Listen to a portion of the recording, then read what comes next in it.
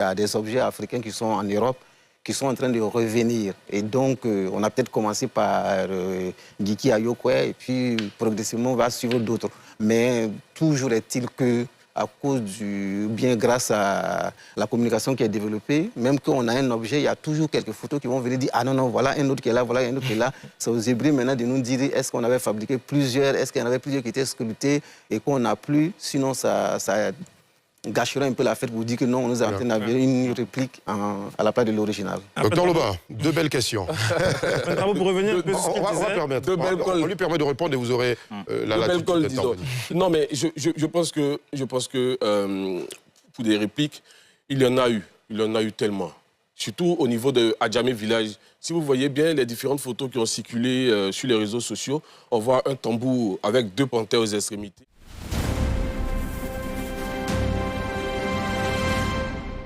Après 110 longues années d'absence, un symbole sacré de la Côte d'Ivoire est enfin rentré au pays. Le Djidji Ayokwe, tambour sacré du peuple Hatchan, arraché en 1916 pendant la colonisation et conservé pendant plus d'un siècle en France, a été officiellement restitué à la Côte d'Ivoire. Mais ce retour est-il seulement culturel ou profondément politique? Que représente réellement ce tambour pour la mémoire ivoirienne? Et pourquoi son absence a marqué plusieurs générations? Dans cette vidéo, on va revenir sur l'histoire de ce tambour mythique, les conditions de son départ, les négociations pour son retour, et ce que cela signifie aujourd'hui pour la Côte d'Ivoire. Restez bien jusqu'à la fin. Le Djidji Ayokwe est un symbole, bien plus qu'un simple tambour, c'est un symbole. Parce qu'en son sein, il revêt trois rôles principaux que nous pouvons citer. D'abord la communication, parce que c'est un tambour.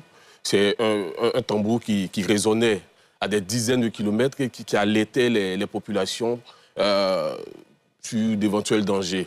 Ensuite, il a une fonction militaire, parce que c'est un tambour qui agissait comme un radar. Et ça, on le dit très souvent aux journalistes qui nous posent la question. C'est un tambour qui donnait des informations sur les assaillants, entre guillemets, des personnes qui venaient contre les intérêts de la fratrie.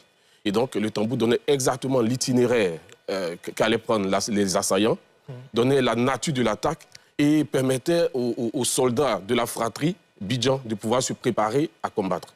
Pour finir, Djidji Ayokwe est important parce que c'est un symbole de justice. Autour de Djidji Ayokwe se réglaient les conflits majeurs de la société Bidjan.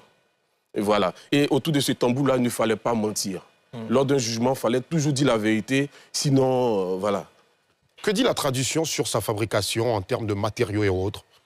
Déjà, c'est un tambour qui a été sculpté dans du bois d'Iroko, en une seule pièce, voilà, comme le signifiait notre ambassadeur à Paris. C'est un tambour qui était sculpté en un seul bois, voilà, donc de l'Iroko. Sur son origine, nous sommes certains que ça a été sculpté par un ressortissant du village de Lokodjo, voilà, du village de Lokodjo. Et après, on sait que Lokodjo qui était d'abord au plateau, et ils se sont déportés sur leur emplacement actuel. Et ce sculpteur-là serait allé vers Anoumabo pour son établissement final. Pour l'instant, ce sont les informations que nous avons pu recueillir de la tradition orale. Très bien. Auprès des communautés. Niangouramboua, par exemple, parle d'une présence du Djidji Ayokwe à Bégerville. On évoque aussi le village d'Adjamé. Et en fait, là, on se rend compte, est-ce qu'il y a un seul tambour Djidji Ayokwe? Il y en a plusieurs. Il y a une petite polémique qui a suscité de vifs intérêts sur la toile. J'étais un peu déçu parce que je pensais que les Ivoiriens allaient attacher beaucoup d'amour à ce tambour-là. Mais bon, malheureusement, la fête est un peu gâchée parce qu'il y a des suspicions. Du coup, est-ce que le Djidji est vraiment Djidji, docteur? J'aime bien cette reprise-là. D'abord, avant de répondre à cette question, il faut dire que le tambour Djidji Ayokwe était présent et résidait à Adjamé Village. Résidait à Adjamé Village jusqu'à la guerre de 1915, qui a duré presque un an. Donc de 1915 à 1916. C'est à partir de 1916 que l'autorité ou bien l'armée coloniale a pu prendre le dessus sur les soldats de la fratrie Bidjan et on saisit le tambour. Voilà, je préfère le thème saisir. Saisir à voler, mais pourquoi pas voler? Le thème voler. Parce que, non, après, je comprends ce que vous voulez dire, docteur. Saisir comme un butin de guerre, d'abord. Moi, je préfère aller dans ce sens parce que nous sommes dans une démarche de collaboration avec l'État français sur la question de la restitution. Et donc, les mots qu'on utilise sont importants. Donc, je préfère partir sur le thème, on saisit le tambour voilà, à Adjamé village. Ils l'ont déporté, on l'a déplacé d'un premier temps à Benjerville, donc dans les jardins du gouverneur Maximon de cette époque. Et à partir de ce temps-là, le tambour est resté environ 14 ans sous les intempéries avant d'être déporté au musée du Trocadéro. Très bien. En France. Alors, on voit justement, vous parlez du jardin du gouverneur Marc Simon. On voit une photo d'un certain Djidji Ayokoué, surmonté par un enfant, un petit colon.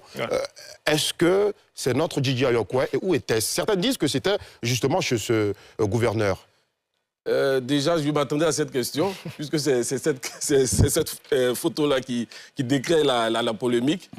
Il faut savoir qu'à cette époque-là, il y avait plusieurs tambours. Il y avait le tambour principal que nous connaissons tous, ou bien disons que les Ivoiriens sont en train de découvrir pour la plupart, mais il y avait plusieurs tambours. Et il y a des articles qui les citent. Ils les citent notamment dans différents villages. Voilà. Et donc, à cette époque, vu que l'administration coloniale avait mené des expéditions punitives contre les Achans, ou bien les Tchamas en général, parce que ces derniers refusaient de participer aux travaux forcés, donc étaient un peu réfractaires. Voilà, aux travaux forcés, il fallait punir ces populations-là en leur enlevant les différents symboles qui les rendaient forts et puissants. Et voilà. Et sinon, ce tambour que nous avons vu et qui a été déporté en France, c'est celui-là qui nous revient bel et bien. Très bien. Voilà. En juger un document que j'ai partagé avec Niango Serge Alain, certains confrères, voilà, et on voit, c'est l'un des premiers documents qui décrit le tambour étant au musée du Trocadéro.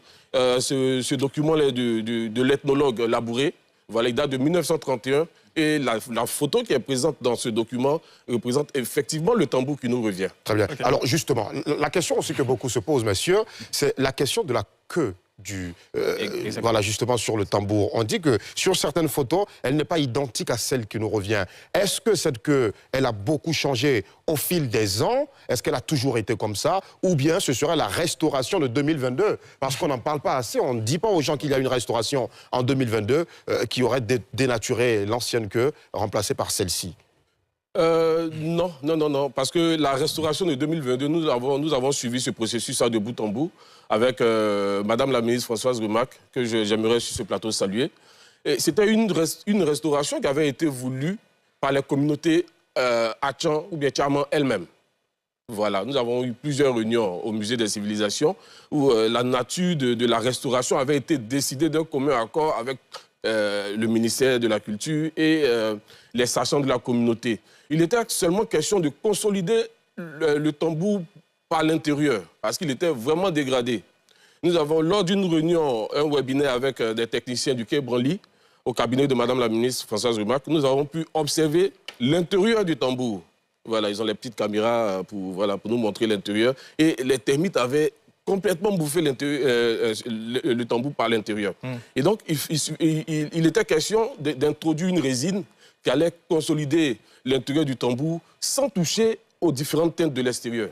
Et donc, le tambour a été consolidé de par l'intérieur, mais il n'y a eu aucun traitement sur la façade extérieure. Ça, c'était une exigence des communautés. Très bien. On parlera de la question de la sacralisation tout à l'heure. Permettons à Omar Abdelkader, journaliste culturel qui est avec nous sur ce plateau. Quelles sont vos analyses et questions, si possible? Bon, comme vous avez dit, analyse, et puis comme le docteur l'a si bien expliqué, mais il faut dire qu'il y a beaucoup de questions qui se posent. Je vais dire, comme mon co-débatteur l'a dit déjà, est-ce qu'il y en avait plusieurs qui avaient été fabriqués, qui avaient été sculptés, on va dire. Maintenant, quand l'autre est parti, l'autre a été volé, est-ce qu'il y a eu un remplacement? Ou bien, dès qu'il est parti net, les Hébreux n'ont plus pensé à se dire que bon, leur objet fétiche est parti, la tradition va s'arrêter là, est-ce qu'on a continué? Parce qu'apparemment, il n'y en avait plus, personne n'a vu un autre modèle que lorsqu'on a dit de le restituer, que finalement on en parle. Et je me suis dit, mais pourquoi ça s'est arrêté un coup? Les sculpteurs étaient là, si l'objet a été pris, est-ce que la sacralité ou bien la tradition s'arrêtait là rapidement? Pourquoi ça n'a pas continué? Pourquoi il n'y en a pas eu d'autres dans des villages Achan que nous avons à Abidjan et aux alentours? La deuxième préoccupation vraiment qui s'est dit, c'est comme on l'a dit, il y a des photos que les gens ont pu faire venir. Ça pose des questions. Est-ce que celui qui revient, c'est l'original? Est-ce que c'est une réplique? Est-ce que c'est On va dire si c'était une feuille, on va dire est-ce que c'est une copie? Il y a tous ces questions-là. Mais bon, je crois que l'essentiel qu'on va retenir, comme le docteur l'a dit, c'est vraiment la symbolique. C'est de dire qu'il y a des objets africains qui sont en Europe, qui sont en train de revenir. Et donc, on a peut-être commencé par Giki Ayokwe, et puis progressivement, on va suivre d'autres. Mais toujours est-il que, à cause bien grâce à la communication qui est développée, même quand on a un objet, il y a toujours quelques photos qui vont venir dire « Ah non, non, voilà un autre qui est là, voilà un autre qui est là ». C'est aux hybrides maintenant de nous dire est-ce qu'on avait fabriqué plusieurs, est-ce qu'il y en avait plusieurs qui étaient sculptés et qu'on n'a plus, sinon ça gâcherait un peu la fête pour dire que non, on nous a en train d'avoir une réplique à la place de l'original. Docteur Loba, deux belles questions. Pour revenir un peu sur ce qu'il disait. On lui permet de répondre et vous aurez la latitude d'intervenir. Non, mais je pense que pour des répliques, il y en a eu. Il y en a eu tellement. Surtout au niveau de Adjamé Village. Si vous voyez bien les différentes photos qui ont circulé sur les réseaux sociaux, on voit un tambour avec deux panthères aux extrémités et puis des bonhommes qui semblent s'affronter. C'est aussi un DJ ou quoi? C'est une réplique. Vous savez, dans la société Bidjan, lorsque nous devons faire les fêtes des générations, il y a des sculptures qu'on fait établir, qui nous accompagnent, qui racontent l'histoire du vécu, l'histoire de la catégorie ou du village. Voilà. Vous avez certainement vu des statuettes, ou bien des statuettes qu'on pousse, qui accompagnent les femmes qui dansent ou des hommes qui paradent. Voilà. Ce sont des symboliques qui expliquent l'histoire du vécu des populations, du village ou toute autre histoire. Dans le cas du DJ Ayokwe, ça a été pareil. Ce tambour présent au pied du patriarche Nandjou Bourgois est dans cette même lignée-là. Voilà. C'est un tambour c'est une sculpture qui a été reproduite pour matérialiser la bataille de 1915 à 1916. Si vous voyez les bonhommes qui semblent s'affronter, c'est juste les guerriers Bidjan qui affrontaient les colons. Et donc, naturellement, ce tambour-là, quand on dit être le vrai, soyons sérieux. Soyons sérieux. Et puis, regardons même l'image.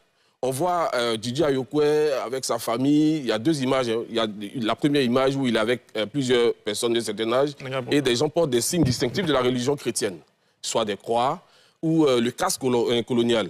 Donc ça veut dire que ces photos-là ont été prises après la pacification de la fratrie Bidjan. Puisque après la pacification, il y a eu l'adoption de la religion chrétienne, pour ne pas dire catholique. Voilà, donc en regardant bien ces images, on voit ces signes distinctifs-là. Donc, cette photo est certainement due, ou bien était certainement prise après le départ du vrai Didi Ayokwe. Très bien. Jean-Michel Touré. Oui. Alors, donc, déjà qu'on a posé le débat sur la question de l'identité, donc on comprend aisément qu'il y en a plusieurs. Un peu comme chez le Peu Senfo, on a plusieurs Wambélé, à la localité par exemple. Donc là, en fait, est-ce que vous, en tant que chercheur, vous avez cette capacité de nous dire de façon scientifique, est-ce qu'on a pu retracer en fait ce Didi Ayokwe qui nous a été dérobé? C'est pour ça que je pose le débat. Donc ça, c'est ma première question. Et quand on a fini sur la partie identitaire de l'objet, donc c'est s'assurer que l'objet qui nous revient, c'est vraiment celui qui est parti, ça c'est un. Et deuxième, on va venir parler maintenant de la partie spirituelle, donc physique. Donc là, on parle de restitution. Oui, restitution, mais de restauration. Oui. Donc, est-ce qu'à Paris, on peut restaurer un tel élément? Vu son envergure, vu sa sacralité, est-ce qu'un Français peut, est-ce qu'il a la légitimité de dire qu'il peut restaurer un tel élément? Voilà la question. C'est-à-dire que est-ce que la technique de restauration de l'homme blanc peut permettre de conserver la sacralité que confèrent les rituels du peuple Bidjan au Didi Ayokwe? D'accord. Donc je vais rebondir déjà sur la première préoccupation. Allez-y. Est-ce que nous avons pu retracer l'origine du Didi Ayokwe, n'est-ce pas? Oui, puisque nous avons, à l'occasion de la restitution, du processus de restitution, nous avons travaillé en étroite collaboration avec l'ensemble des sachants de la fratrie Bidjan pour aboutir à la scénographie, donc à l'exposition du Didi Ayokwe au musée.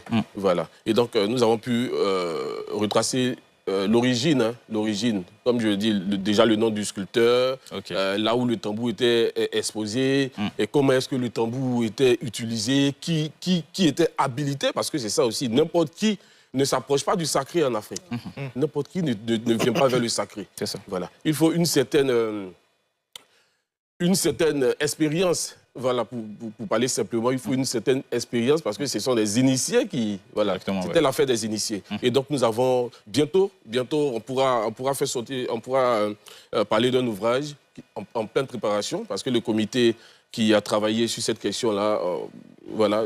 Bon, il y a des choses qu'on ne peut pas dire maintenant, on ne peut pas avancer maintenant, mais voilà, très bientôt, on en saura plus. Est-ce que Paris est légitime pour la restauration?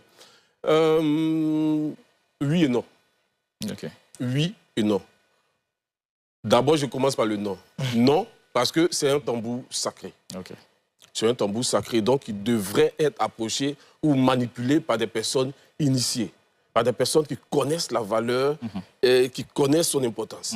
Voilà. Donc, en ce sens, Paris n'est pas légitime. Mais pourquoi, oui, Paris serait légitime? Parce que Paris possède la technicité.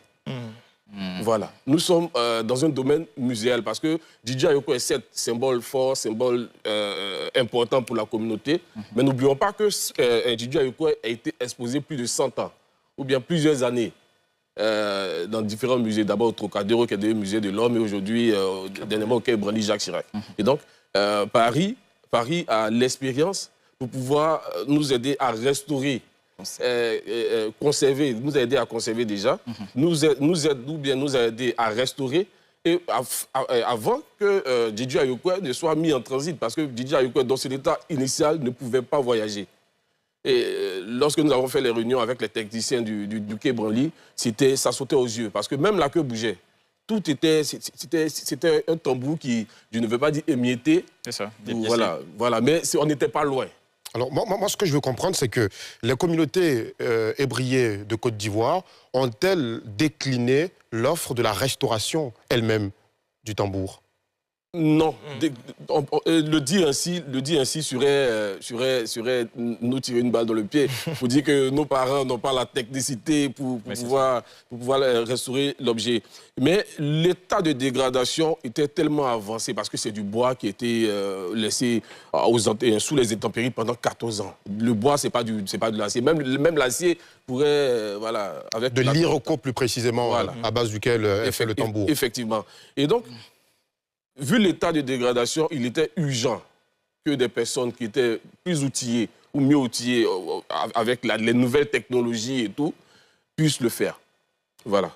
Sinon, la cérémonie de désacralisation a servi un peu à... Qui s'est faite en 2022, avant la restauration. Avant la restauration, c'était une cérémonie de respect.